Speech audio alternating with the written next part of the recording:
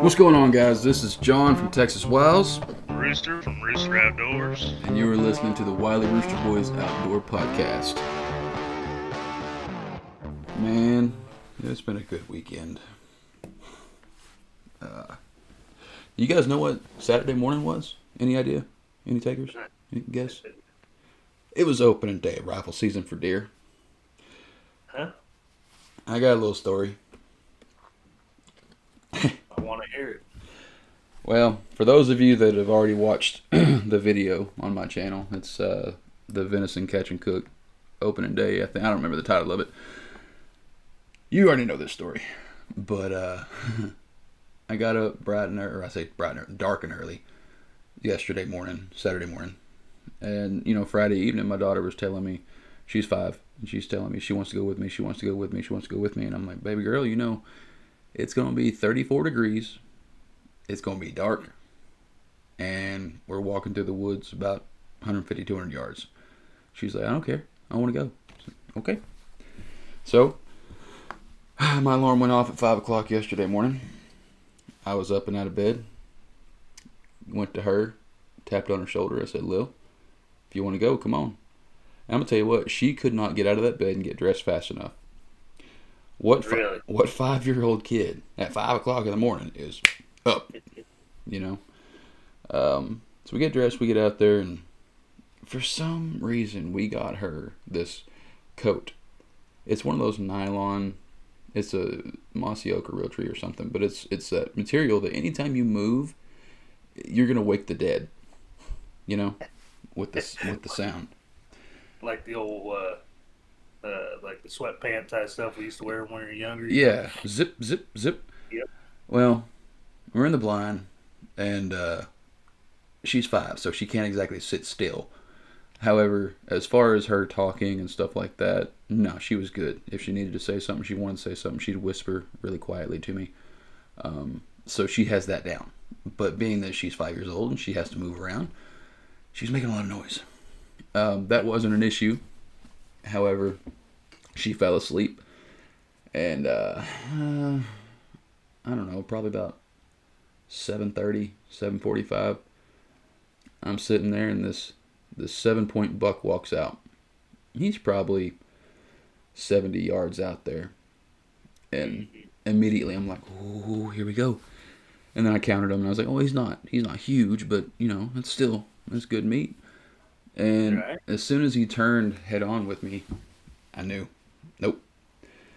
He's really tall, but I'm pretty confident that his spread was under 13 inches. So he wasn't legal. Sorry? I said, do you think so? He looked pretty small. Yeah, he was he was beautiful, very tall, thick tine, but his spread wasn't very wide, which I think those regulations need to be revisited myself, but whatever. I don't understand the point of that. I think it's something about whenever they fight, it's something about survivability or something. I could be completely wrong. I just want to say I've heard that before. They have a better fighting chance or something or other. I don't know. But Right. so anyway, I let him walk. I'm kicking myself this whole time. I'm like, man, what if I don't see nothing else? This is opening day, so I had plenty of time. But in my mind, if I don't do it now, I ain't never going to do it, Right. Time goes on, and then this other buck shows up. Or, I'm sorry, this doe shows up. Sorry about that. Let me put my phone on silent. This doe shows up. And then another doe shows up. And I'm like, I ain't taking a doe on opening weekend. Meh. Well, then here comes this scraggly looking, goofy looking buck. And he was tiny. And I'm looking at him through the scope, and he's just minding his own. And then behind him, I see some movement. And that movement turned out to be a huge, big body, wide and tall 10-point. Immediately, my heart was like, Mm-hmm. And he was about between 130 and 150 yards. I'm using a 7mm, which I borrowed because the scopes on my rifles, turns out, they weren't sighted in, and I trusted my lasers, and I shouldn't have trusted my lasers, and just moral of that story, folks: put rounds on paper. Don't trust lasers. Yeah, exactly. So I borrowed a 7mm that I'm not extremely familiar with. Well, this is 130, 150 yard shot, and I think I aimed too high because I aimed a few inches above where I needed to hit, which I don't know. Anyway, I shot and I thought I hit him.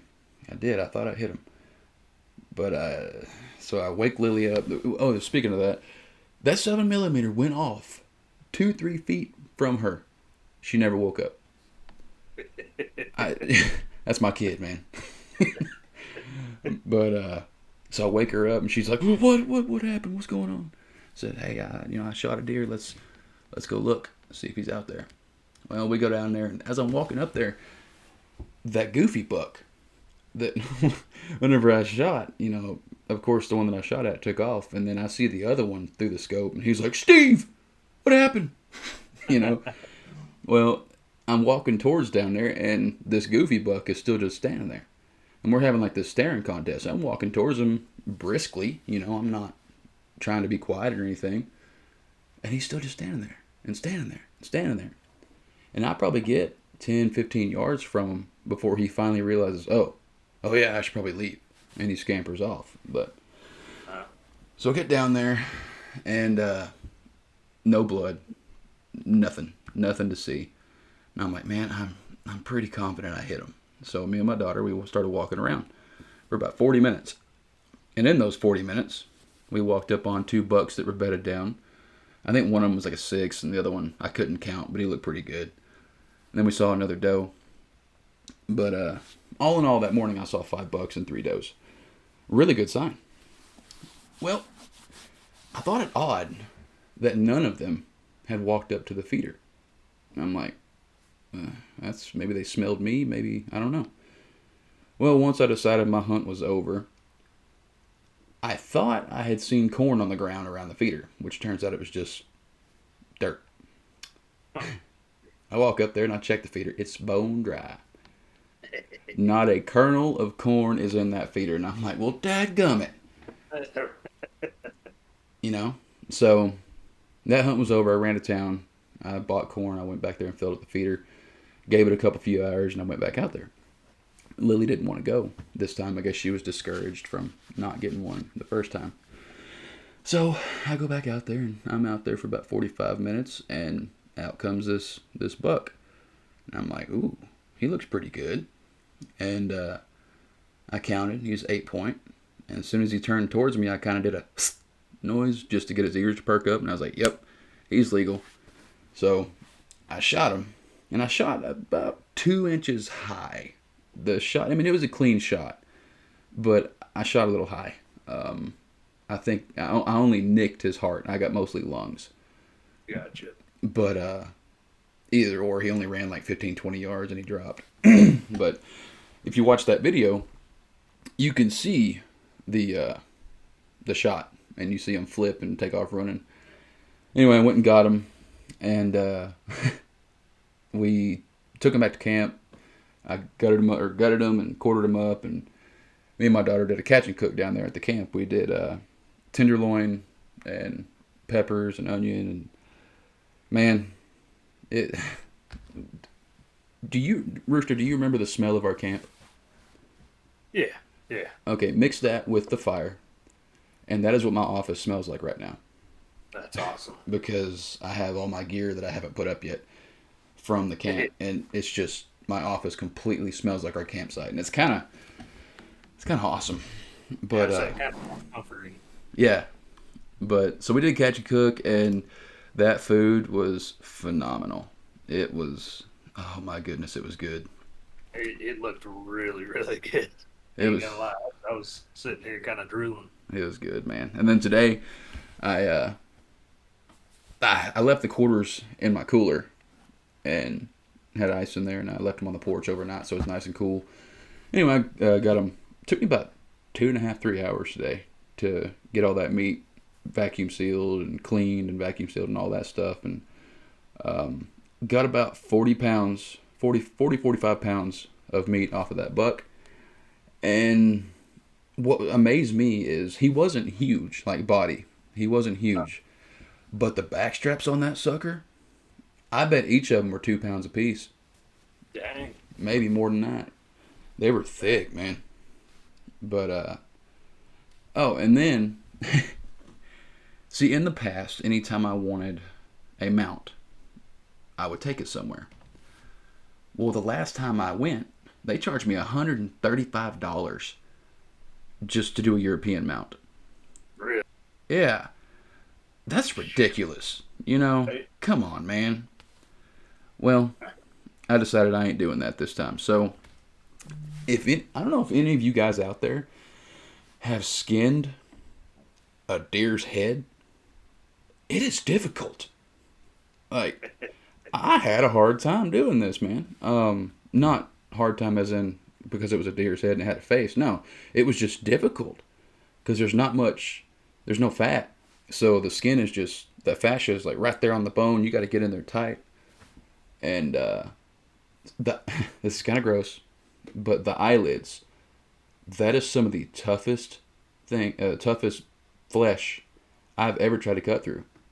Really? Yeah, man, they were tough. But Did you get a setup on an amp? no, I actually, y'all may laugh at me for this, but once I got it skinned and took the jaw down, the bottom jaw down, I put it in my chicken pen. And Okay. I tell you what, as soon as that thing hit the ground, those chickens jumped on that thing like they were a pack of velociraptors. So I believe in a few days, they'll have it clean enough to where I can boil the rest of it off, and then I'll bleach it. And I'm probably gonna do a rough cedar mount, a rough cedar plaque type thing for the mount. Really? It'll look good. But man, I'm gonna tell you what, it's such a good weekend. Oh, I forgot a very important part. Whenever I was walking, after I shot this 8-point, when I was walking up, about 25, 30 yards to the north, in the corner of a fence line, who's looking at me? That same exact 10-point that I shot at that morning. Which, well, for a minute there, I was like, man, I could have just waited. But, Right. but then, it kicked in. What are you complaining about, dude? You got a really nice 8-point right here on the ground. And then furthermore, I was just really happy that 10-point is alive and well. I didn't nick him or wound him, and he's off suffering and dying somewhere. He didn't go to waste. He's alive and well. And, he lives to fight another day. So that made me happy to see that he was doing pretty good. Yeah. I didn't want to... I don't know about you guys, but I don't like wasting meat, especially killing animals for nothing. Yeah, absolutely. Unless they're pigs. Pigs can die. But we're going to talk about the remaining four of the five C's today. But before we do that, let's take a break real quick and be right back. All right. So last week we touched. Or was it last week? It was a week before, actually. Week before, that's right, because we did the special with Mike. If y'all haven't listened to that Halloween special, you need to. Mike's story was just, that's pretty awesome. Yeah, that was a pretty spooky story. But the week before last week, we touched on cutting tools, which I think we mostly just touched on knives. We didn't really go into axes and hatchets and saws and stuff like that, but I guess we can revisit that at another time. But which one did you want to hit on first? It really don't matter. We can move on next down to combustion. It's fine with me. Again, to reiterate, 5 C's of survival that you should always have is cutting tool, combustion, cover, container, and cordage. Yep. But yeah, combustion's fine with me. We can move to that. All right. Well, I'm sorry. Go ahead. So on and so forth. We can just keep on rolling. Well, I want to say that the 5 C's, their intention is to help you control your core temperature, keep you comfortable, and honestly, convenience. Because just because you're out in the bush doesn't mean that you can't have a little bit of convenience, you know. Because Well, that's the thing. I mean, you can make a lot of this stuff out of material you find out there, but the energy and time spent to make a lot of that stuff is yes, that's true. a booger. But Like for instance, why would you want to? Well, in certain instances, I guess that it may be mandatory, but why would you want to try to use flint and steel to start a fire whenever you could just as easily have a bic in your pocket, you know? exactly. Well, And like, well, there's some differences, with like a ferro rod. You could hop out of the lake with that thing in your pocket and still draw a spark, whereas a bic, you might have to blow on it and get the water out before you can get to draw a spark. you're absolutely right. And speaking of the ferro rods, yes, I do keep a lighter in my pack. Yep. I don't use it just for the simple fact that I like ferro rods. They're fun. Absolutely. You feel pretty cool whenever you get a fire going with one. Right. There's no particular reason that I don't use a lighter other than those. I mean, yeah, would it be easier? Of course it would. Yeah, but I mean, like I carry a little mini bic. That Right. thing is tiny. They don't take up no room in the pack. And like you said, it's just better to have it there just in case. I mean, what if you lose your previous method of fire starting? Well, you got a backup. Bingo. I guess then you start reverting to primitive. Right. And I still want to try a bow drill.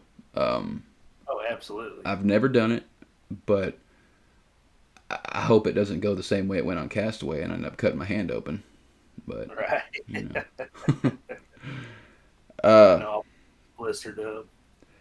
but as far as combustion goes, guys, it's just important to keep your materials, and this I guess this goes for all the 5Cs, but keep your equipment somewhere safe, somewhere dry if possible. And if you're gonna carry a flint and steel or a ferro rod or matches or something, always have a backup. To me, it's best to always have a lighter, like a Bic or something, in your pack, just in case. Yeah. Um, And that's it. yeah, I mean, it's better be over prepared, than under. absolutely. Oh, sorry about that. I'm yawning. This time change and everything I've been doing this weekend, I'm tired. I'm telling you, dude, it's different. Throwing me off. Yeah, I didn't even realize time change happened until like 5 o'clock today. I was talking to Rachel and she's like, "Yeah, time change something," and I was like, "That's tonight." She's like, "No, that was last night." I was like, "Oh, well, that explains a lot." And it's awful dark out there. But before we move on, though, we're talking about combustion. You ever used flint and steel before? When I was, well, I say that. It wasn't flint and steel. It was 2 pieces of flint, I think. No, it couldn't have been. I don't know, but I remember making sparks with rocks as a kid. So, I mean, it wasn't to any end or anything. I was just a kid making sparks, which was probably not a good thing, but, you know. Yeah. But Well, no, to start a fire, no, I have not. Kind of want to try it, and that's another thing. Of course, is kind of touching both sides, cutting tool and combustion. But like you can carry a carbon steel knife compared to a stainless steel, Yeah. where you could use, your quartz or some piece of flint to draw a spark from. My concern about the flint and steel is you have to have something really, really dry. Maybe some char material or some char cloth or something. And you got to be pretty dadgum accurate to make that spark hit where you want it. And maybe I don't Yeah. know enough about the subject. I don't know. But to me, Yeah. it seems harder than a bow drill. Um, Less effective than a bow drill, maybe. And to some people out there, maybe flint and steel is their go-to, and they're good at it. But I don't know. And that's it. I mean, I've watched a little bit. I've never tried it.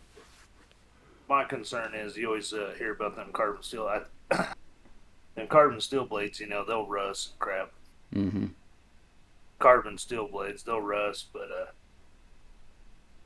the thing I've heard about them is that they are a harder steel, but they'll chip easier, is what I've heard. So you got to be real careful when you're striking them. I hadn't heard that. And I was reading I don't know, the other day about it. But it got me thinking about because I was looking at some of the straight carbon steel blades. Because I've heard they'll hold an edge like way better. They're easier to sharpen. Well, that's like You that. The one that know, Mike don't made quote me is on that, but that's what I've been reading. the one that Mike made is all carbon, and man, Yeah, that thing is it's holding an edge. and that's what I've read. A lot of people are saying that they'll hold a edge pretty good, but they also sharpen up a lot easier than stainless would. So I could I've see been that. really looking into them. And It sounds like I'm gonna have one coming down the road anyhow. yeah, I'm looking forward to that, man. But Uh, yes, we can combustion, man. Like I said, lighter matches. Just you always want to keep something to start a fire. Absolutely. So And well, this kind of goes back into the combustion part. You can have like fire plugs, like the things that Bigfoot Bushcraft make. You can keep. They don't really take up much room. You could use some. What's it called? Wick paper. You could use. yeah, You could use any number of things. Maybe a few chunks of fat wood or something. Just to help you get a fire going, because fire is, is paramount for survival. absolutely. You could also use normally I don't try to name drop a lot, but they are our sponsor. Right. Bigfoot makes them fire plugs that are phenomenal. Yes. Those things are great, man. I love them. I mean, And even if you ain't got the container, throw a couple of those little plugs in there. You're good. that's what I used yesterday to start the fire to cook that deer. Really? Yeah, I used fat wood and those plugs. They work, man. One strike and boom, they're going. Yep. It's awesome. But Problem involved. yeah, Yeah. waterproof, everything. Let's see. What do you think? You want to go to coverage? Yeah, let's go ahead and go to coverage. It's pretty easy. Let's go to coverage. So this one is a touchy subject between a lot of folks. Tarp versus rainfly, hammock versus tent. Um, well, let's start with the less touchy one first. Tarp versus rainfly. I guess tarps are handy, but I guess my personal thought behind tarps is once you unfold them, you will never get them put back the way they were. Um, they're waterproof, yes, and you could have canvas tarps, yes, but those are heavy. However, if you're prepared for it, by all means. Whereas rainflies, they're waterproof. They're lightweight. They compact into a very very small carrying case, carrying cloth, carrying bag, whatever you want to call it. However, I don't see you making a sustainable A-frame or lean-to with a rainfly. Now, I'm sure there's some out there, but in that case, I would say a tarp would probably be better. Would you say that's fair? I would say, I mean, you could get a bigger one. I mean, you can get a decent sized rain fly. Like, shoot, what's mine? I think mine was like a 10 by 12 or something like that. Yeah. I'm just But thinking in terms of durability. If durability, if a yeah, stick or a twig touches those rainflies, they're pretty thin. they are pretty thin. But on the same token, them grommets and them tarps, they're pretty weak. Like, they'll That's rip out pretty easy. that's true. So I guess between that, it just comes down to personal preference, really. Yeah, I think you're right. I mean, I'm with you. I'd rather have a rain fly behind the seat. Yeah. Cost wise, yes, tarp would be easier. And there's nothing wrong with a tarp. You can make it work. It's absolutely fine. But my point of it would be a rain fly is designed to do what you're doing with that tarp. So Yeah. I would try to carry a rain fly, but that'd be me. And even if it's a couple of them, I mean, you can get in terms of just coverage, like area coverage, you can carry a whole lot more rainflies and take up less space than carrying the equivalent area coverage of tarps. If that makes sense. Does that make sense? Yeah, I get what you're saying. Yeah, you can roll them up and put them in their carrying thing. Put them in your pack. You can carry 2, 3 of them, and they're not that. They don't take up that much room. Okay, now hammock versus tent. Well, Gonna lose some listeners after this. me, I'm straight hammock, man. Um, I'll let you go into the reasons first. You go ahead. The reasons on Well, it's just like your what? pros and cons of Pros hammocks and and cons. tents. You know, I've only had that one experience with a hammock, Mm-hmm. and I'm already sold on the idea of hammocks, and I'm gonna tell you why. So tent takes a while to, you know, get set up. You're still on the ground. You got to have a bedroll, all that kind of stuff. Um, Hammocks, real quick. Throw a strap around a tree, stretch out your hammock, throw a strap around the other tree, and bam, you're done. You have your bed sitting there. Go explore, go get material, whatever you got to do after that. Um, I could see some values in having a tent, especially if you don't have an underquilt or something like that for your hammock. And see, and And like, that but that is okay. You with a tent, yes, you have more um, shelter from the elements initially. Yes, initially, but and the same have that same shelter with the hammock. Of course, you would need the underquilt, possibly a top quilt, and a rainfly. Well, the tents, you're gonna need bedding as well. And how many times have you guys been out in a tent when it rains? It ain't fun. mm, They can be waterproof. They can say they're 100% waterproof. No, they ain't.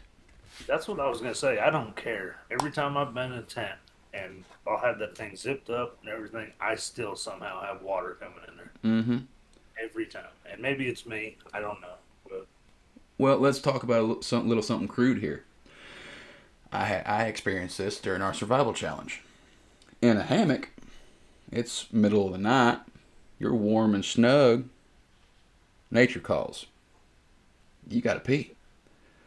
Well, in a hammock, for us fellas anyway, and maybe some talented women, but for us fellas, all we gotta do is roll over, unzip that mosquito net, and there you go. You can go pee right out the side of your hammock. Whereas in a tent, you're gonna have to get up, go to the door, get out there, and ain't nobody got time for that.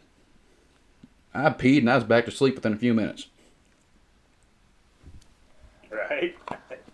But so yes, do you need more stuff to sustain yourself in a hammock? Eh, Potentially, yeah. But also, whenever you get into a tent, it's like a sauna. What if it's a summer day or a particularly warm night? It's like a sauna in there. I hate tents. I'm biased. I'm sorry. I agree. I mean, especially in the summertime, I cannot stand. I know you got the little screen windows and whatever, but them things, it's ridiculous. It Mm-hmm. really is. And it wasn't okay. So when we went on our little camp trip, it wasn't the coolest out. It got cool at night, but It even did. during the day, I mean, it was pretty warm. But shoot, there was points in that during the day we were sitting in our hammocks. I mean, it wasn't hot, No, it was manageable. I mean, I think it was like 85, 87 something like Saturday. I think it was. And that's a plus again with the hammock. If it's hot outside, you're hanging and that nylon it breathes, so you get that breeze coming underneath you, which that is a downside whenever it's chilly outside. I found that out firsthand. that. But it comes down to personal preference and how acclimated you are to what weather. I would Yes, say. I would say so too. And you can nitpick all day on it. One thing I'd also throw was if we hadn't chose to build furniture while we were out there, those hammocks were working awesome for little, couches or whatever you want to call it. Oh yeah, We were able to rest our back, sit down for a minute. It was real nice. and that's comfortable. Oh, That's like those old mushroom chairs from the '90s. You remember those? yes, yes. Those were comfortable. Yep, absolutely. And that's, like I said, you could nitpick on either or all day, but Oh yeah. and I don't know if you could watch that video that Fowler put out, and that gives you a pretty good idea of why I like a hammock, or I imagine why you like a hammock. Absolutely. To You know, me, it's just easier. it is, and then for you guys that don't know the video I'm talking about, so Fowler did a versus video, and pretty much he was demonstrating like if a storm was coming in, he was able to put up his hammock, rain fly, get in the hammock, get it all tucked away before the rain hit. While he was trying to put the tent up, rain had already come. He was sopping wet. All his gear was wet. It just makes more sense for a hammock. Oh yeah. Tell you what, let's take our last break. We'll be right back. Hey y'all, I wanted to take a moment to tell you guys about one of our sponsors. Not only are they one of our sponsors, but they are an incredible American company, and they sell fire starting gear. The name of this company is Bigfoot Bushcraft. Now, this stuff works exactly as it is advertised. You take one of those plugs, expose the fibers, one strike with that ferro rod, you got yourself a flame. A decent flame at that. And this flame will burn for 5 minutes or more. So you get that thing put on your tinder, and that's more than enough time to get yourself a sustainable fire. So be sure to head on over to BigfootBushcraft.com. Use discount code WileyRoosterBoys, all one word, at checkout for 15% off your order. And every order placed with our discount code helps support our show. So get on over there, get you some gear, and get you a fire. And we're back. You know what? Before we go into these last two, you want to talk a little bit about what's going on tomorrow? Oh, tomorrow. Yeah, I can do that. Yeah. So I told you guys, what was it, last week or the week before? I don't even know, man. I don't remember now neither. Seems like they're all blending together. Anyhow, I had mentioned a fella. His name's Matty, and he runs a YouTube channel called Backwood Mindset. And been visiting with him, and he's an awesome guy. Got some real neat ideas on YouTube. And he actually was pretty interested in the show. We love to hear that. Exactly. So tomorrow, I'm going to be joining him on a live. And I believe it's going to be 6 o'clock Central Time is when I'm going to be on there with him. Is that our time? Are we Central? Yes, we are Central. Okay. I don't even know. He's actually an hour ahead, so it'd be 7 his time. But I got you. we're going to do it live. We're going to kind of talk about the channel, all that stuff. So, and you guys listen and catch this. It'll be tomorrow, the 8th. Like I said, his name's Backwood Mindset. And yeah, it should be a pretty fun little show. I'm looking forward to it, man. This next episode of the Wiley Rooster Boys next Saturday, he is actually going to be our guest speaker. So if you don't catch the live tomorrow, you'll actually get to meet the guy next weekend. And, can't wait, dude. He's a real awesome guy, like I said. Yeah, it was last weekend because I was telling Mike about it. I mean, this guy has a video where he did a fire starter with Doritos. Like, Yeah. It was last week, wasn't it? it's going to be pretty fun. Speaking of Mike, I think it was hashed out that his brand, what he's going to call his would you Mike, would you call it a business? Would you call it a, I don't know. Mike, you text me, let me know what you think. But it's going to be called Scissortail Forge. So, folks, keep that marked in your head, because I guarantee you, with his skills, that name's going to mean a whole lot very soon. It already means a whole lot to me. And I mean, tell you, if this guy went into business doing it, I think he'd be just fine. Absolutely. The work he makes is phenomenal. So, moving on, let's go to cordage. Fine with me. Cordage. Okay, guys. Everybody has probably got a spool of paracord 550 cord, laying around the house. Is it useful? Absolutely. You can use it as is. You can do all kinds of stuff with it. You can strip the guts out of it. You can make gill nets. You can make just nets. You can do all kinds of stuff with paracord. Now, don't get me wrong. I like paracord, but something else stole my heart. And the first time I ever used it was during our survival challenge video. It's that tarred bank line. Dude, that stuff nice. Man, it's so strong, and it's thin. So that spool that I have, what was it, like 1,200 yards, 1,200 feet? I don't remember. Those are two very different measurements, but it was one of the two. I don't remember, but you get so much, even if it's 1,200 feet. Okay, that is going to take up like maybe a quarter of the space that 1,200 feet of paracord takes up. Absolutely. It's tarred, so it's like rot resistant or whatever, water resistant. It's gonna last.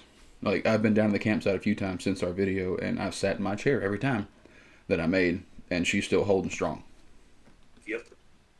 But I can already hear people saying, "Oh, well, paracord's probably stronger or whatever."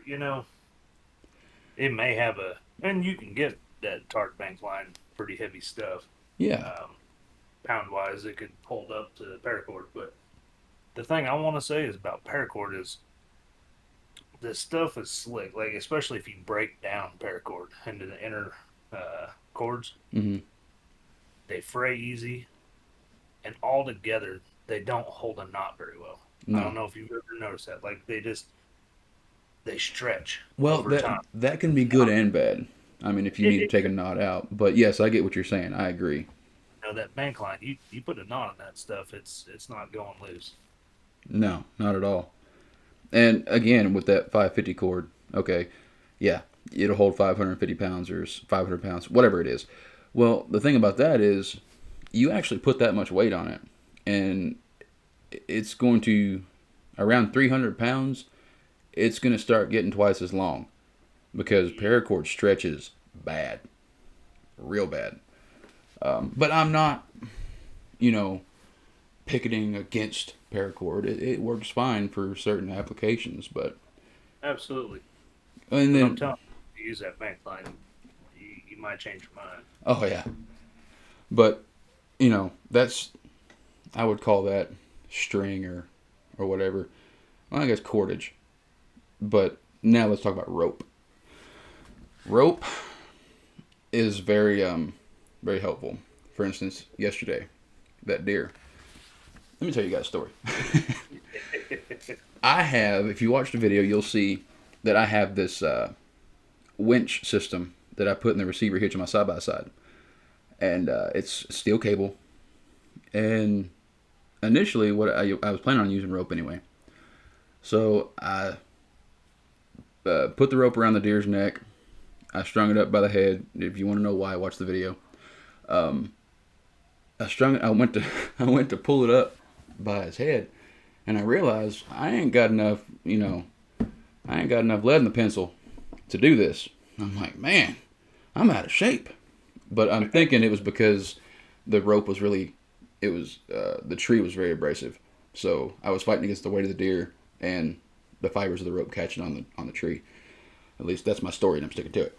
Anyway, so then I'm like, all right.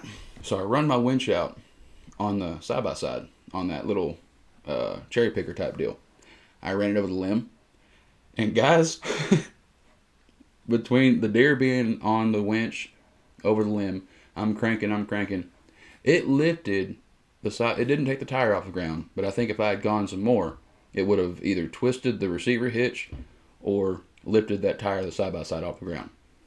Really? Dude, that steel cable was just grabbing onto that tree, and it wasn't giving.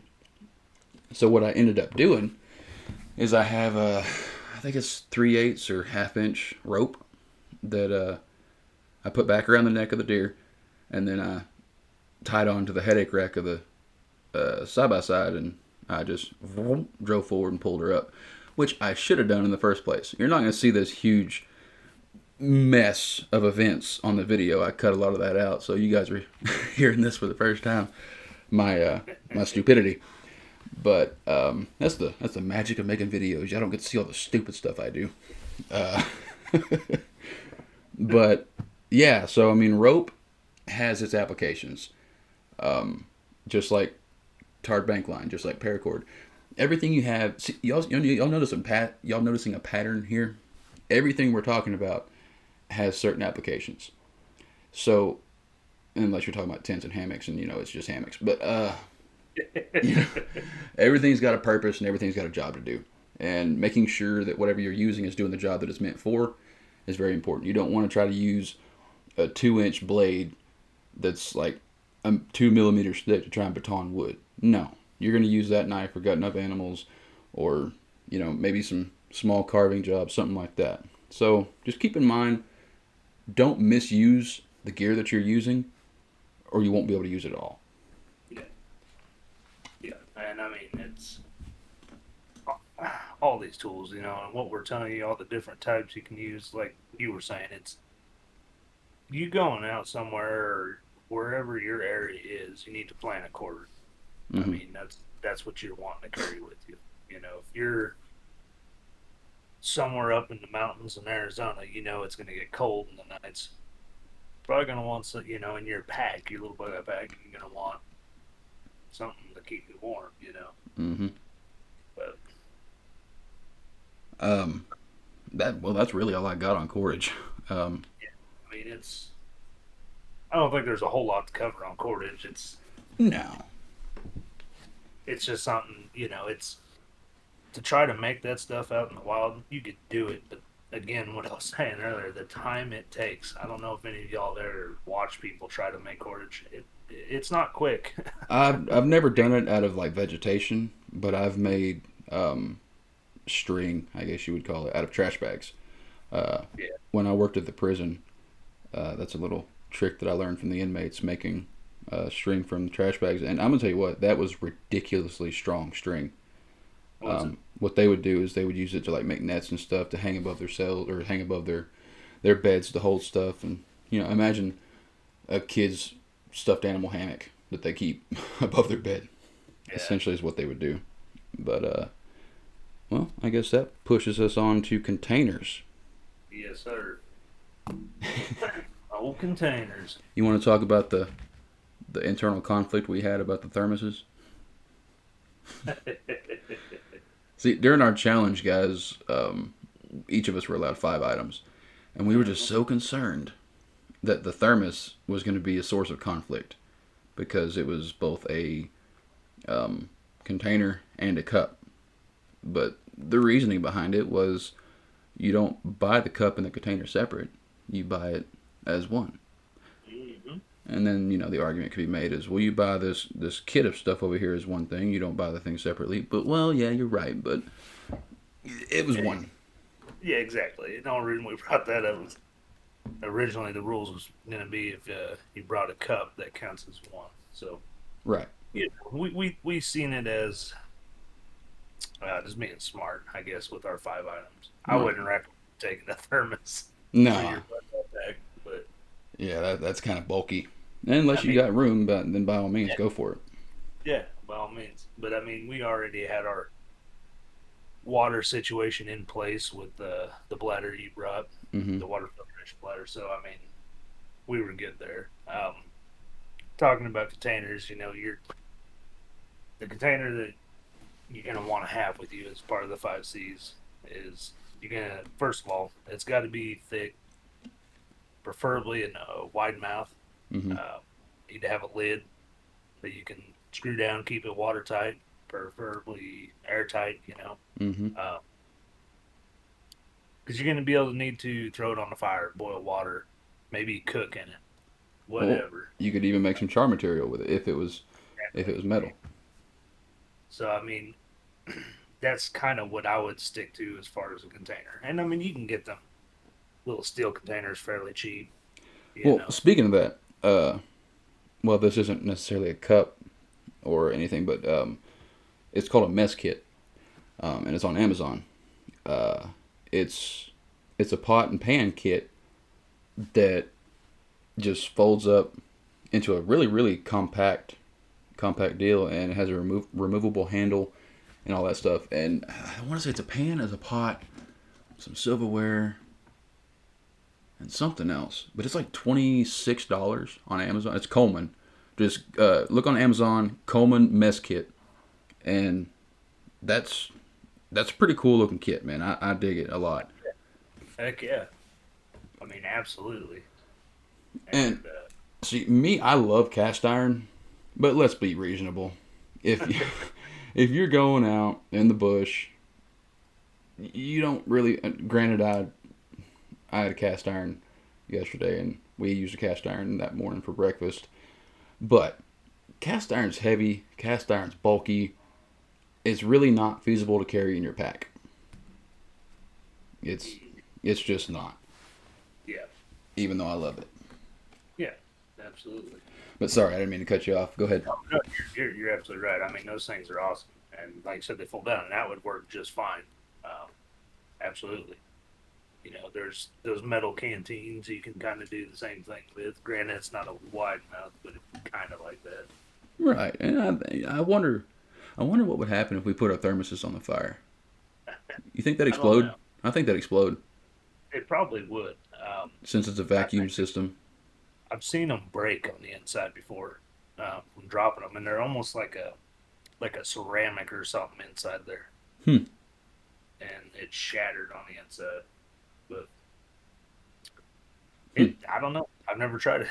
No, and I'm kind of curious now. I don't want to destroy my thermos, but I But made it. you know, it's all going to come down to your kid, and And really, there's you may end there's up people. having. I'm sorry. Oh, I was just saying, there's people that and it's not a bad idea.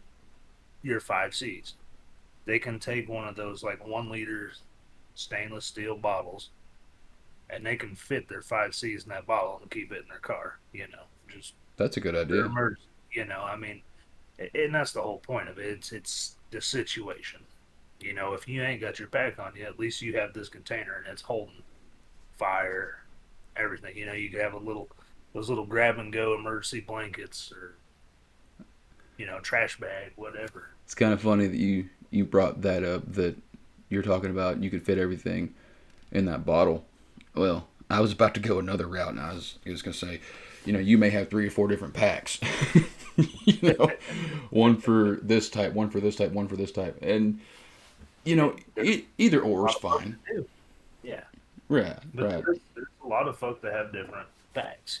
For different scenarios. They keep, like I was saying, like if you're gonna be, well, for example, I was reading an article from Dave Canterbury, and he was talking about in certain months of the year, he keeps an extreme weather pack in his Jeep. Those months of the year, he keeps it in there That's a good just idea. for the chance of breaking down, get stuck out there, whatever. He's got that pack. It's got everything he needs to survive in that situation, and it always consists of at least the 5Cs. It all boils down to, folks, be prepared. Um, Granted, sometimes you may end up in a situation where there's a curveball thrown at you, but hopefully you can use what you have to overcome that curveball. Um, Mm, it's just be smart, be sensible about it. Don't be wasteful. Don't be careless. Being careless gets you killed, or maybe hypothermia or something. I don't know. absolutely. But Yeah. that's. Go ahead. Oh, I was just saying, absolutely. I think you touched that up beautifully. Um, that wraps up our the 5 C's. So before we go, I want to remind you that there is a um, support link in the description of this video. Should you decide to um, support the show, there's different levels that you can do if you so choose. We are not telling you to do this. We're just putting it out there. It's up to you. Um, Also, be sure to check out our sponsors, Bigfoot Bushcraft. Check out Texas Wiles YouTube channel, Rooster Outdoors, Wiley Rooster Boys, share this podcast, rate the podcast, tell your friends about it, contact us. We'd love to talk to you guys. That's really about all I got. I'm looking forward to next week having old Maddie on. Yes, sir. Yes, sir. I can't wait. It's going to be fun talking to him tomorrow. Yeah, be sure to check that out, guys. Absolutely. Backwoods mindset. Yes, sir. All right. Well, until next time, guys. It was fun. God bless y'all. We'll see you. Have a good one.